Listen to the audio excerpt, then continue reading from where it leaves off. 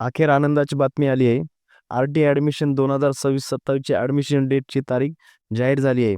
Date fix सांगितली नाही, परंतु 17 फेब्रुवारीपासून पुढे चालू होण्याची शक्यता आहे. म्हणजे पुढच्या आठवड्यात चालू होण्याची जास्त शक्यता आहे. यावर्षी मोठे 2 नियम बदललेले आहेत. त्या नियमामुळे कित्येक विद्यार्थ्यांचे नुकसान होणार आहे आणि कित्येक विद्यार्थ्यांना ॲडमिशन सुद्धा मिळणार नाही. कोणते नियम बदलले आहेत ते आपण हे सविस्तर या व्हिडिओमध्ये पाहणार आहोत. चॅनलवर नवीन असेल तर चॅनल सबस्क्राईब करून घ्या.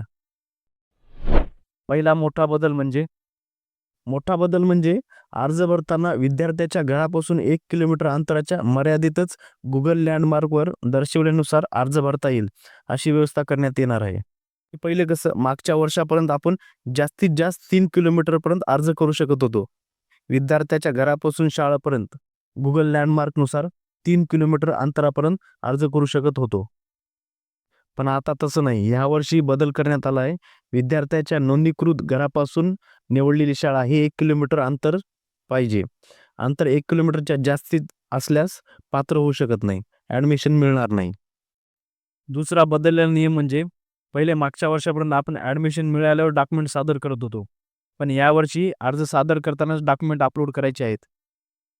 शासनाने प्राथमिक शिक्षण संचालकांना गुरुवारी निर्णयाद्वारे प्रवेश प्रक्रियेसाठी मान्यता दिली आहे, परंतु फिक्स तारखेचा उल्लेख मात्र केलेला नाही. शासनाने आदेशानुसार यंदा प्रति विद्यार्थी 17,670 रुपये शुल्क शाळांना देण्यात येणार आहे. प्रवेश प्रक्रियेला 2 महिने विलंब झाला आहे. या संदर्भात सामाजिक संघटना आणि पालकांनी विचारणा केली होती. लोकमतने या संदर्भात 8 फेब्रुवारीला वृत्तप्रसिद्धी केले होते. अखेर गुरुवारी शासनाने प्राथमिक शिक्षण संचालनालयाला शासकीय आदेशाद्वारे प्रवेश प्रक्रिया राबवण्यास मंजुरी दिली आहे. शासनाने आर-टी प्रवेश प्रक्रियेसाठी विनंती प्रस्ताव पाठवला होता. शासनाने त्याला मंजुरी दिली आहे. 17 फेब्रुवारीपासून प्रवेश प्रक्रिया सुरू होऊ शकते, अशी माहिती प्राथमिक शिक्षण संचालनालयाचे संचालक शरद गोसावी यांनी माहिती दिली आहे. हे बघा, शाळांना दंड. विनाकारण प्रवेश नाकारल्यास म्हणजे कारण नसताना विद्यार्थ्यांना प्रवेश नाकारल्यास शाळांना दंड होऊ शकतो. पालकांची तक्रार योग्य असायला हवी. शाळा जर दोषी असेल तर शाळांना दंड होईल.